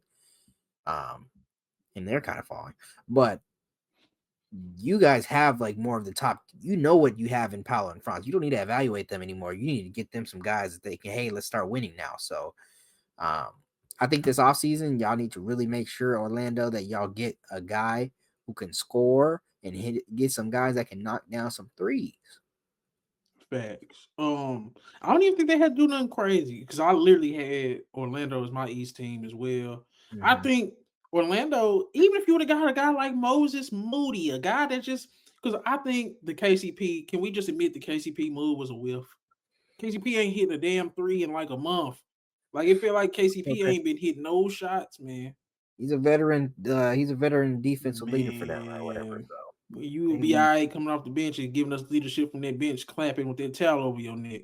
Like KCP getting the minutes he's getting, bro, is just not good enough, bro. I honestly felt like they could have took a flyer at Moses Moody.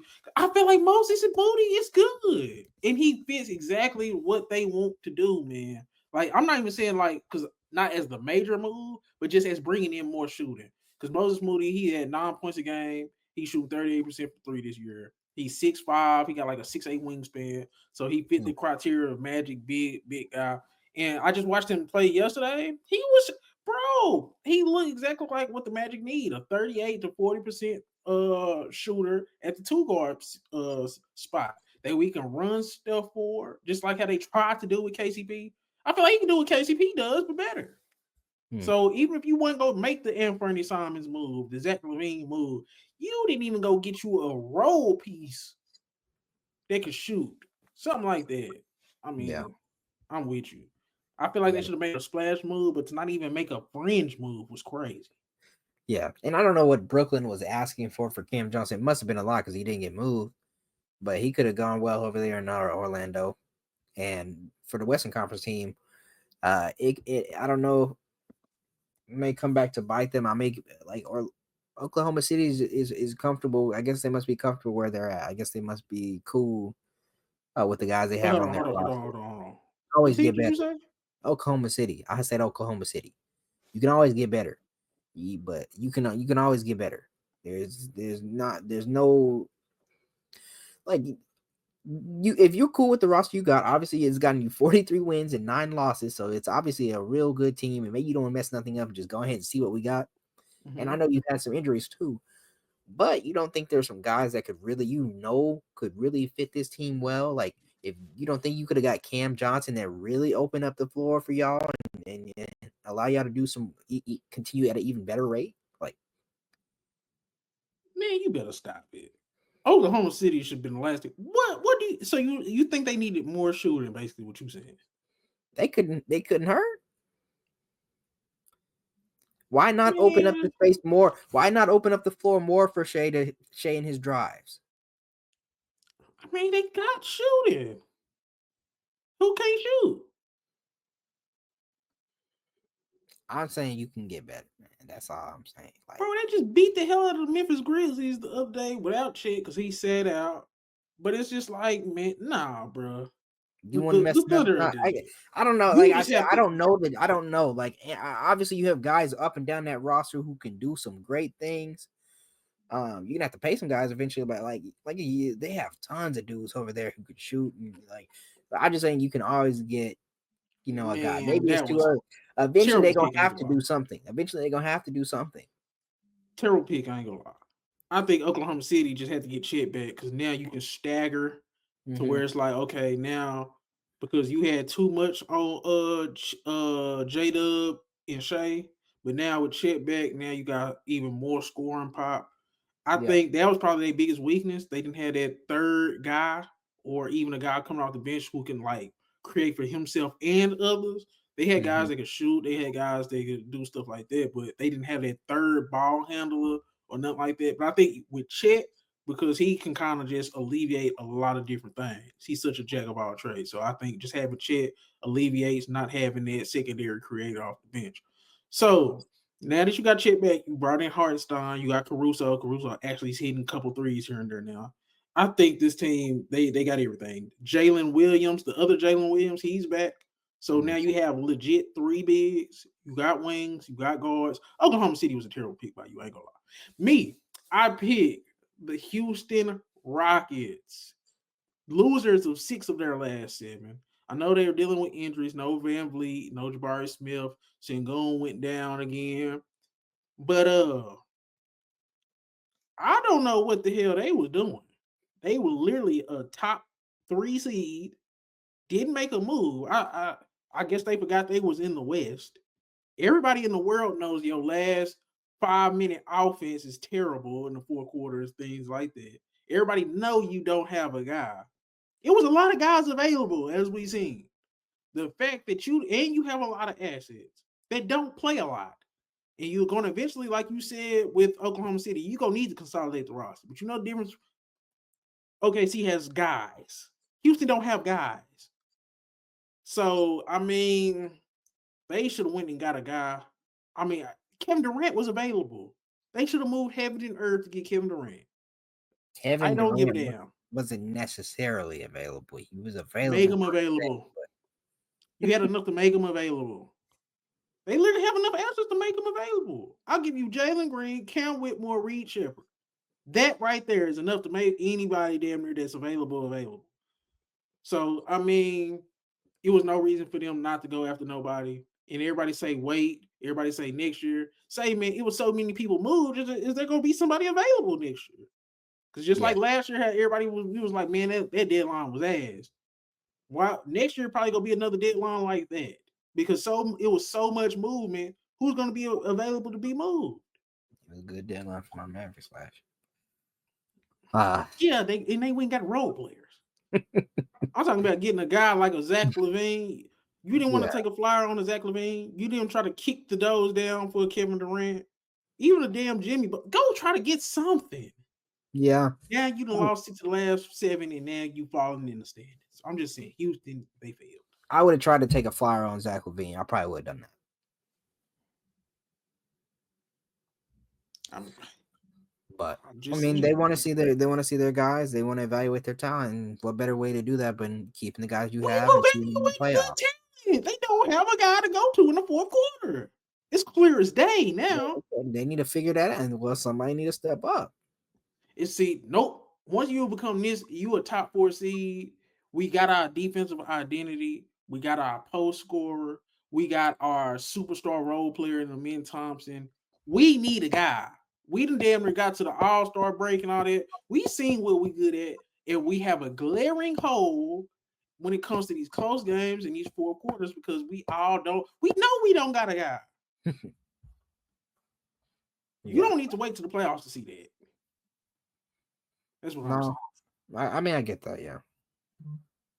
And then you have assets. That's another thing. Reed Shepard and Kel Whitmore don't play. We not sold on Jalen Green. We already are sold on Sengun. We sold on the Min Thompson. We sold on Tyree Eason. Like we're already sold on these guys, man. You have assets. You have fucking young guys. You just go get you a guy. Now you got them falling, man. I mean, So I hope those it are works my out. reasons. I hope it works out for them. I don't think they'll, do much in the playoffs this year, but it'll give them a chance to know what they need to add going into next year. We know. They finna tell us something we already know. Man, them niggas ain't got a guy. Yeah, That's what we gonna say. We literally finna say that at the end of the playoffs for them. yeah. How you feel about Memphis? Do you think they should have made a move? Or Denver? Memphis to Denver? Oh, I wish. See this. I think Jimmy Butler would have been good over there, but he Where? didn't want to go there. Oh, Memphis. Yeah, Memphis. He didn't want to go there for some reason. But I think he actually would have helped that team a lot, or it just would have been really good for them. I can't say it. Jimmy Butler and I want to go to Memphis was terrible. That would have been a great basketball situation. I think so, right? Like, I just don't see how that wouldn't help them and give them another guy to go to. Jaw's already really good down the stretch. Now you give Jimmy Butler to have somebody to pair with, like you have him, Desmond, like they would have had Jalen like continue the great defense across the board. You just have another guy who can get to the free throw line, put pressure on defense, make a playmaking, make passes, things like that, create opportunities for other guys, and you can have another guy to go to down the stretch as well. Like I just think it would have been nice to see, but he didn't want Why to do go there. you think he didn't want to go there? I don't know. I don't know what Did they was have wrong. the money to resign him? I don't. Maybe they didn't see. That's what I'm Maybe he not didn't want to be a entirely sure. rental. Yeah, I don't know. I'm not entirely sure, like, because they may have to pay other guys coming up or whatever. But I don't know. I think Memphis. I don't really know if there was a move per se.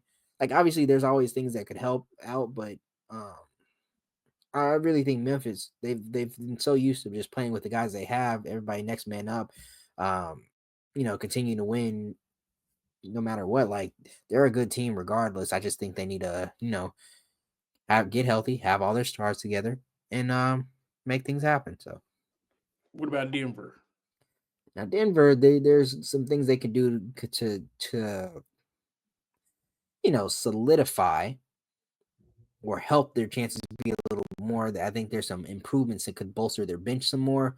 They do need some more shooting around Jokic. Now Michael Porter Jr. has definitely stepped up. Flame. Uh, Jamal Murray has been ramping up. So if you have those guys continue to help out Jokic, but if you get some more, I just think they need more depth. So if there was a move they could have made to just get a couple more bodies to go on the bench, that can just knock down threes, play good defense, things like that, I think that would have been better for them. But they didn't make anything happen. Man, I would have tried to be like, hey man, y'all can have 2 first round picks. Bring give us Cam Johnson. Or hey, I'll take KPJ. I'm gonna give it that. I just need another, just something. I just need something, bro. I would Mm, probably try to see, but I would have tried to do something crazy, not crazy, but something a little off schedule. Like I'll give you a first round pick for Moses Moody. Go and give us that Golden State. I'll give you a first for Moses Moody because it's gonna be a late first anyway. And I'm pretty sure Moses Moody be just as good as the 28th pick. mhm. So I'm just saying Moses Moody. I feel like a couple teams should have tried to go after Moses Moody because I don't know if Kerr like him. Let's just keep it above because Moses Moody's always in and out the rotation. Yeah. Dude is shooting 38% from three, averaging 9 points. He's literally doing better as a spot bench player than Kentavious Caldwell Pope. So I'm just hey, I'm not trying to be like that, but I'm just saying he averaged more points on better shooting splits than a guy that's always in a rotation. I just said so. I felt like when you are a top team, you got to look around at the teams and figure out what you can steal. Yeah. So I don't know. I feel like Moses Moody was a guy that could have been stole. So yeah, Cam Johnson not being moved, probably Jeremy Grant. There's a Whew. lot of guys out there that was just like, huh. Miles Turner survived another trade Ah, yeah, deadline. I seen that post. No, I ain't want show rickety. I hate how he moved. He will. He a Texas guy, but I don't like Miles Turner Damn. like that. Damn, man. Mm. You like none of Because them he Texas got, huh? bigs. You don't like none of them Texas bigs. Him, Jackson Hayes. They didn't do nothing. No. They ain't none of them do nothing. Miles Turner, Jared Allen, ain't none of them niggas do nothing. I watched them all. They ain't none of them get us nowhere. Ain't none of them get us. They ain't get us nowhere.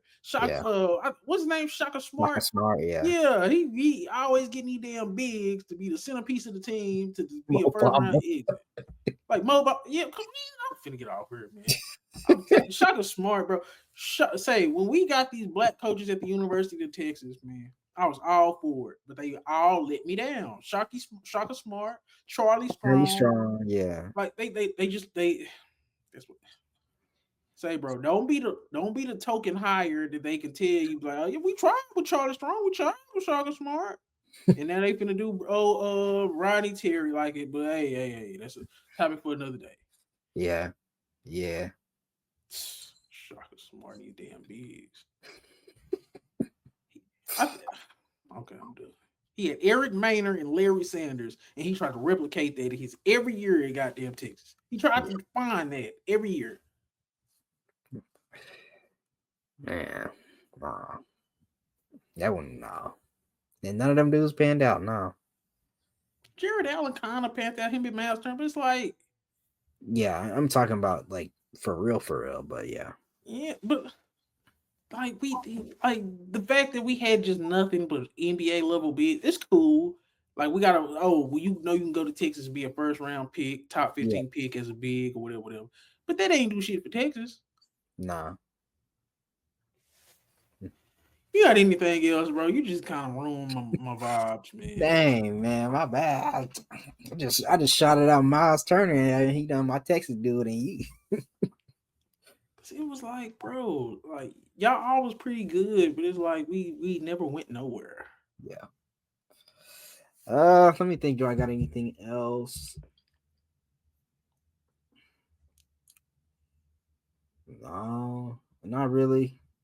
I think All Star. I mean, All Star Weekend recap may be interesting. I don't know how much I'm gonna pay attention to it, but that's about it. Like, I think I'm gonna watch the celebrity game. I'm gonna watch the Rising Stars. I'm boycotting the rest of this shit, bro. Probably watch the 3 point contest. I'm gonna watch the 3 point contest, Rising Stars, in the mhm. celebrity game. But then I'm boycotting the rest of this shit, bro. I don't want to Yeah, watch the dunk contest. I don't want to watch the All Star game. They just the NBA is just such a terrible product. The national TV games have been terrible. The All Star games have been terrible. hmm, Anything that has anything to do with fans and fan appreciation is terrible. yeah, Like they're just terrible, bro. yeah. It could definitely be better, but I mean, Yeah, just give us more Castanet, I guess. I guess so. Yeah. NFL did Are you? they celebrity thing pretty good, so I It hope wasn't bad. nah, it was not I bad. mean, I only caught the highlights of that shit, dude. Yeah, I ain't but watched that shit for so long, but yeah, That's where the NBA is trending. NBA needs. I don't know. We'll Pick see. up basketball. I Hmm. get why the Pro Bowl will never be good. Ain't nobody trying to get killed for no damn Pro Bowl. But Yeah, the fact that you can't have a good All Star game in basketball is crazy. People they play don't pick up at even the try. Y. They don't Yeah, even like try.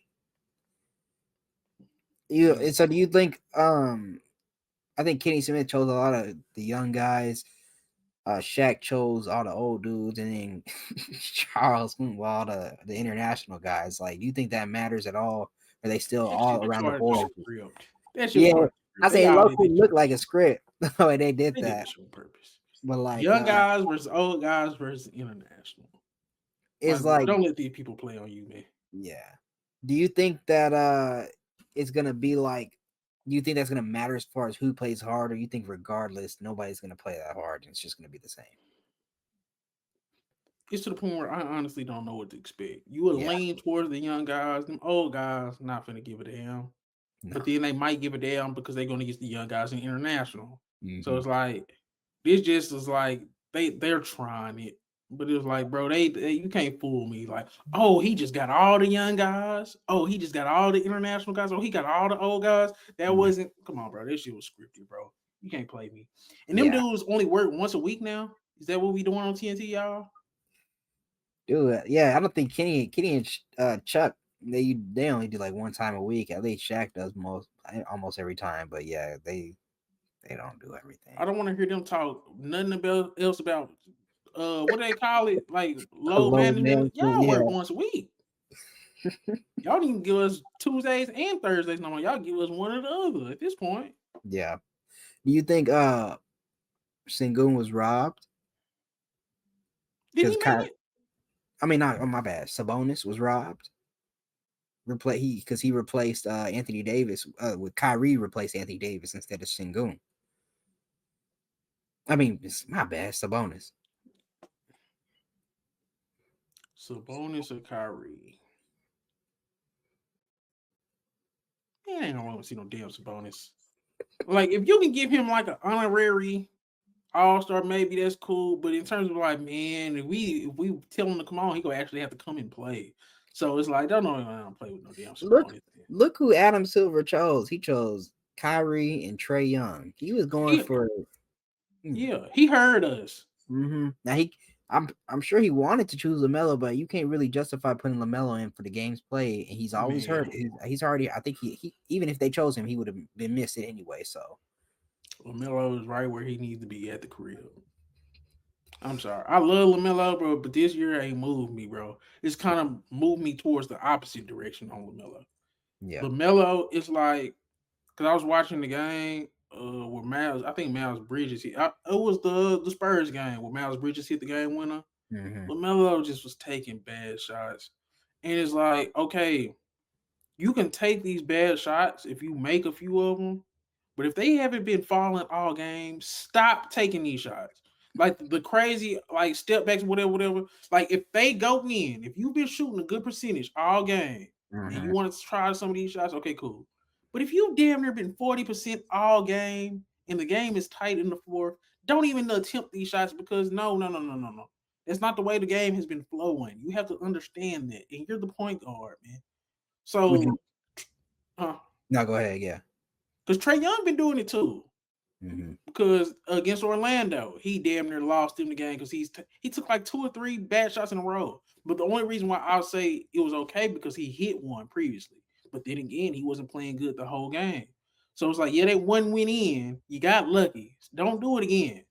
Yeah. And Karis LeVert ended up bailing them out. So my problem with LaMelo and Trey, that will take them to the next level. And while they get a lot of criticism, because they got to have more self-awareness when it comes to taking and making bad shots. Yeah. Do you think Hornets gonna move off Lamelo? I know they may look into it, but I don't There's think they. there's there's such a bad organization that ain't no telling. Hmm. And it's like they keep bringing in these coaches who's like, Charles, like, come on, bro, stop it. I think you was trying to vouch for him. I These am coaches, vouching for him. Dude has a good track record. man, D2, you ain't been no damn coach. Yeah, LaMelo needs well, an established coach. He he needs had a Steve guy. Clifford. Yeah, James Borrego. Steve Clifford and James Borrego ain't never did nothing, man. Them dudes ain't never did nothing. He needs somebody that can come in with a pedigree. Like, they never tried to bring in a Budenholzer. They never tried to bring in a Vogel. You got to bring in somebody with some hardware. You got to bring in somebody that's old school or something like that. Like, say, LaMelo, and then literally put the control in the coach's hands. Then you got to bring in some vets. Charles Lee got a ring. Got a nobody assistant, man. Oh my gosh, you got the lead assistant. Come on, be real. Stop it. But I'm just saying, bro, you got to bring in a veteran coach. You got to bring in actual vet players. Because now you got a whole bunch of Nick Smith Jr.'s trying to get his. You got a bunch of KJ Simpsons. You got 100 young guys with a young guy at the helm. And it's just like, no, got to bring in vets. Just like what Houston did, how they reshaped. If you want to see what LaMelo has, you got to treat him like Jalen Green. Go get you an Ime. Go get you some vets. And then we'll see what he can do in organized basketball. Well, see, the best years LaMelo had the vets around him when he had Gordon Hayward and he had Terry Rozier. But they didn't unleash LaMelo at first. They kept playing to Terry Rozier, but when they unleashed LaMelo with them vets, it looked really good, didn't it? But then you also had James. That was James Borrego. Like, James Borrego is he's okay, but he ain't no Kenny Atkinson. He ain't no JB Bickerstaff. You know what I'm saying? Like, he ain't no Vogel. He ain't no y'all. What, they ain't had a real coach. Steve Clifford, James Borrego, Charles Lee. Stop it. They ain't had good management. They vets was all right. Gordon Hayward is out the league. Terry Rozier is getting further and further down the Heat bench. So it's like, yeah, you tried it, but you gotta do more, man. Yeah. So I mean, you give LaMelo one more year, or you trade him. But my thing is, organizationally, they're bad. Yeah, I agree with you. Got anything else? Nah, that's it for me. You like Charles Lee, but no. Don't but you said what? Don't let me be right about it. He gonna end up being the scapegoat. If they keep LaMelo, he's gonna get the boot. He tried to bitch LaMelo, and that shit did not end up. That shit ain't do shit. I'm sorry. Nah. He thought that shit was real cool too, didn't he? Team went straight to man, whatever. Mm-hmm. But no. No, I was saying, yeah, all right.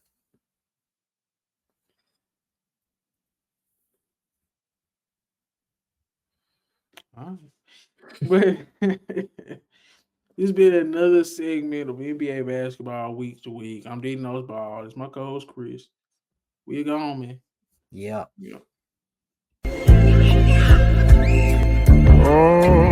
Found some shit I love to do, so I can live comfortable. Searching for a peace of mind. Need that when it's time to rhyme. Perfect in every line. Any chance I get, and I know it takes time, but I will never quit.